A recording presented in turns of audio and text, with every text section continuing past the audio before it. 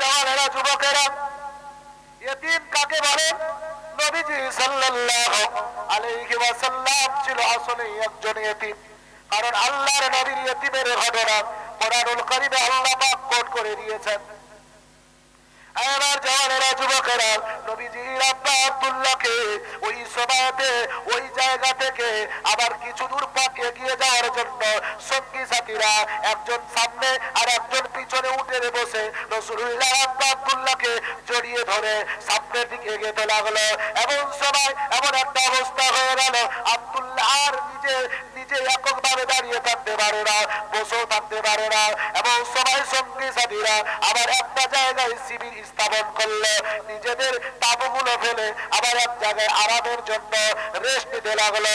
নবীজি সাল্লাল্লাহু আলাইহি সাল্লামের আব্বা আব্দুল্লাহ শুয়ে আছে, সঙ্গী সাথীরা শুয়ে আছে। গভীর রাত্রিতে আব্দুল্লাহ স্বপ্ন দেখেন, আর স্বপ্ন দেখতে দেখতে সবাই যখন নিরিবিলি ঘুমিয়ে আছে, আব্দুল্লাহ ঘুমের ঘরে ডুকরে ডুকরে কাঁদতেছে। নবীজি সাল্লাল্লাহু আলাইহি সাল্লামের আব্বা আব্দুল্লাহ ওই সময়তে তার কান্না দেখে সঙ্গী সাথীদের ঘুম ভেঙে গেল। সঙ্গী সাথীরা জিজ্ঞাসা করেছে, আব্দুল্লাহ রে, কি এমন ভয়ঙ্কর স্বপ্ন দেখলে? কি এমন বিপদের সংকেত? আব্দুল্লাহ কাঁদতেছে কেন? আব্দুল্লাহ বলেন, রে সঙ্গীরা, আমার সাথীরা, আমি একটা গর্তে পড়ে গেছি। আমাকে উদ্ধার করার জন্য তোমরা নানান প্রচেষ্টা চালাচ্ছ, কিন্তু আমাকে উদ্ধার করতে পারছো না। আমার পায়ের তলের মাটি খসে যাচ্ছে, আমি আরো নিচেতে প্রবেশ করেছি। আমার সঙ্গীরা সাথীরা, পরিশেষে তোমরা আমাকে কেউ উদ্ধার করতে পারলে না, সবাই আমাকে গর্তে রেখে দিয়ে সবাই চলে গেলে। আমি ওই গর্তের ভিতরে পড়ে থাকলাম। আমার সঙ্গীরা সাথীরা, এই কঠিন ভয়ঙ্কর স্বপ্ন আমাকে যেন হতাশা করে দিচ্ছে, আমাকে যেন নিরাশা করে দিচ্ছে। রাসূলুল্লাহ সাল্লাল্লাহু আলাইহি সাল্লামের আব্বা আব্দুল্লাহ ওই সময়তে এই কঠিন স্বপ্নের কথা যখন সঙ্গী সাথীদের কাছে বর্ণনা করলো, সঙ্গী সাথীরা সবার চোখ দিয়ে ঝরঝর করে পানি এসে গেল। আব্দুল্লাহকে আর এ জায়গা থেকে অন্যত্র নিয়ে যাওয়া সম্ভব হবে না। আমার জওয়ানেরা, যুবকেরা, রাসূলুল্লাহ সাল্লাল্লাহু আলাইহি সাল্লামের মা-বাবেরা গর্ভবতী, আল্লাহর নবী বিশ্ব নবী মা আমিনার গর্ভে মাত্র 6টা মাসে নবী আমার আব্বা আব্দুল্লাহ রাসূলুল্লাহকে এতিম করে চলে যাচ্ছে। নবীজি আমার আব্দুল মুতালিব আব্দুল্লাহ বর্ণনা করেন, আমার যখন রোগের মাত্রা বেড়ে যাচ্ছে, এই সঙ্গীরা আমাকে গর্তের মধ্যে রেখে দিয়ে তোমরা যখন চলে যাচ্ছ, আমি তোমাদের ডাক দিয়ে বলি, এই সঙ্গীরা আমাকে ছেড়ে দিয়ে যেও না রে। আমার সঙ্গী সাথীরা আমাকে একা ছেড়ে দিয়ে যেও না, কারণ আমার গর্ভবতী স্ত্রী আমার ঘরের মধ্যে আছে, ওই স্ত্রী আমার জন্য অপেক্ষা করছে। নবীজি সাল্লাল্লাহু আলাইহি সাল্লামের আব্বা আব্দুল্লাহ অঝর নয়নে কাঁদে।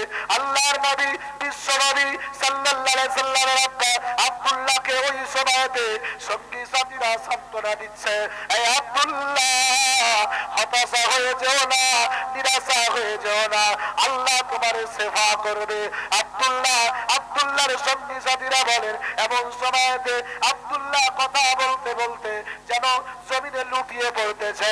এমন সময়ে সঙ্গী সাথীরা নানান প্রচেষ্টা চালায়, আল্লাহর দরবারে মাগফিরাত করে, তার সুস্থতা কামনা করে।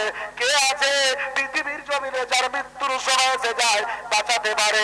আবার আল্লাহ পাক কোরআনুল কারীমের মধ্যে বর্ণনা করেছেন, যার যেখানে আমি আল্লাহ মৃত্যুর নির্ধারণ করে দিয়েছি ওই জায়গায় তার মৃত্যু হবে, এতে কোনো সন্দেহ নেই। পৃথিবীর কোনো শক্তি নেই তাকে বাঁচাতে পারবে।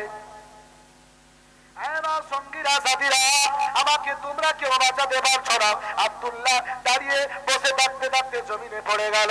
আল্লাহর নবী বিশ্ব নবীর আব্বা আব্দুল্লাহ যখন জমিনে পড়ে গেল, সঙ্গী সাথীরা ওই সময়ে চিৎকার মেরে কেঁদে উঠলো, আব্দুল্লাহ রে, আছো না দুনিয়া থেকে বিদায় নিয়েছ? সঙ্গীরা হাত দেখে, সঙ্গীরা হাতের নাড়ি দেখে, সঙ্গীরা নাকের কাছে হাত লাগিয়ে দেখে, আব্দুল্লাহ দুনিয়ার জমিন থেকে বিদায় নিয়েছে। ইন্না লিল্লাহি ওয়া ইন্না ইলাইহি রাজিউন। আল্লাহর নবী বিশ্ব নবীর আব্বা আব্দুল্লাহ দুনিয়ার জমিন থেকে বিদায় নিয়ে চলে গেল। নবীজি সাল্লাল্লাহু আলাইহি সাল্লামের মা আমেনা স্বামীর জন্য অপেক্ষা করে। সংবাদ দিয়েছে স্বামী অসুস্থ, স্ত্রীর মনের মধ্যে শান্তি নেই। একবার শ্বশুরের কাছে যায়, একবার বাড়িতে আসে। আমার শ্বশুর ব্যাপার কি বুঝলাম না, সঙ্গী সাথীরা তো আসছে না, আমার স্বামী আসছে না, ব্যাপার কি, আমার স্বামীর শরীরের অবস্থা কি তাও বুঝতে পারি না। স্বামী আমার মনে হয় আমাকে ছেড়ে চলে যাবে নাকি, আমার মনের মধ্যে নানান রকমের অশান্তি সৃষ্টি হয়েছে। আল্লাহর নবীর মা আমেনা একবার শ্বশুরের কাছে যায়, একবার নিজের ঘরে আসে। আমেনাকে রাসূলুল্লাহর দাদু আব্দুল মুতালিব শান্ত দেয়। নবীজি সাল্লাল্লাহু আলাইহি সাল্লামের চাচা হারিস সংবাদ পেয়ে আব্দুল মুতালিব পাঠিয়েছে, আমার কলেজার টুকরা ছোট্ট আব্দুল্লাহ দুনিয়ার অসুস্থ আক্রান্ত হয়েছে, বেটা তড়িঘড়ি করে আমার কলেজার টুকরা আব্দুল্লাহর খবর নাও, সে কোথায় আছে, কেমন অবস্থায় আছে, কোন হালাতে আছে। রাসূলুল্লাহ সাল্লাল্লাহু আলাইহি ওয়াসাল্লামের আব্বা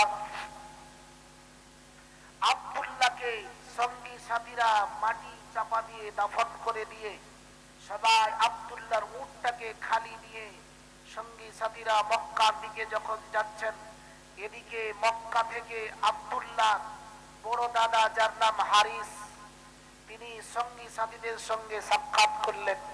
সাক্ষাৎ করে জিজ্ঞাসা যখন করছেন, কোন সঙ্গী সাথীদের মুখ থেকে আওয়াজ বের হচ্ছে না, সবার চোখ দিয়ে শুধু পানি আর পানি। কি জবাব দেবে তাকে যে আব্দুল্লাহ দুনিয়া থেকে বিদায় নিয়েছেন, কি উত্তর দেবে? সঙ্গী সাথীরা যখন কান্না জড়িত কণ্ঠে আব্দুল্লাহ ভাই হারিসের দিকে তাকিয়ে আছে, আব্দুল্লাহর মৃত্যুর সংবাদটা বুঝতে হারিসের দেরি হলো না। সঙ্গী সাথীরা ওই সময়তে বলেছিল, রে হারিস, আব্দুল্লাহকে নানান চেষ্টা চালিয়েছি, সুস্থতা করার জন্য নানান প্রচেষ্টা করেছি, কিন্তু কোন ক্রমে আব্দুল্লাহকে সুস্থ করে তুলতে পারিনি। আব্দুল্লাহ আবওয়া নামক স্থানে পৌঁছে দুনিয়ার জমিন থেকে বিদায় নিয়েছে। এই কথা শুনে হারিস কান্নায় ভেঙে বললেন, আমার ভাই আব্দুল্লাহ স্ত্রীর গর্ভে বাচ্চা, এখন সংবাদ যদি স্বামী স্ত্রীর কাছে যায়, স্ত্রীকে কি বলে সান্ত্বনা দেওয়া যাবে? রাসূলুল্লাহ সাল্লাল্লাহু আলাইহি সাল্লামের আব্বা আব্দুল্লাহ দুনিয়া থেকে বিদায় নিয়েছেন। সঙ্গী সাথীরা সবাই যখন মক্কার দিকে যায়, মক্কার দিকে যখন যায়, আমেনা বারবার শ্বশুরের কাছে যায় আর রাস্তার দিকে এতিমের মতো তাকিয়ে থাকে, কোন পথ দিয়ে স্বামী আবার আসবে, স্বামী বিদেশ থেকে আসবে, আমি স্ত্রী, আমি আমার কলেজার টুকরা স্বামীকে বুকে করে জড়িয়ে ধরে আদর করব, এই অপেক্ষা করে আমেনা নিজেকে সুন্দরী রূপসী সুন্দর সৌন্দর্যময় হয়ে দাঁড়িয়ে আছে। দেখতে পাওয়া গেল প্রতিটা সঙ্গী সাথীদের উঠেতে মানুষ, একটা উট খালি, যেই উঠে রাসূলুল্লাহ সাল্লাল্লাহু আলাইহি সাল্লামের আব্বা আব্দুল্লাহ গিয়েছিল। আমেনা ওই সময়তে শ্বশুরের কাছে গিয়ে কান্না জড়িত কণ্ঠে বলল, আব্বা ব্যাপার কি বুঝলাম না, প্রতিটা উঠে মানুষ, একটা উট খালি, ব্যাপারটা কি?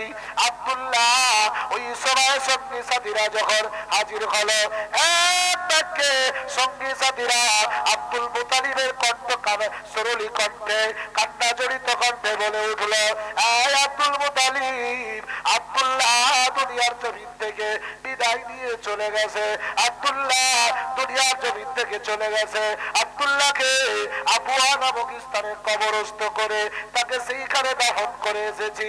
আল্লাহর নবীর মা আমেনা এই কথা শোনার সঙ্গে সঙ্গে কান্না জড়িত কণ্ঠে জমিনে লুটিয়ে পড়ল।